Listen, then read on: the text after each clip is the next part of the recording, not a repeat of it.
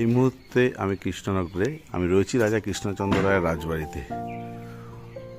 দেখুন কি বিশাল।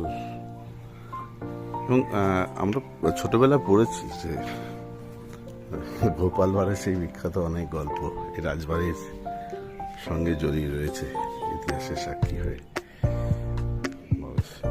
আয়না দেওয়া চেয়ার কিরকম।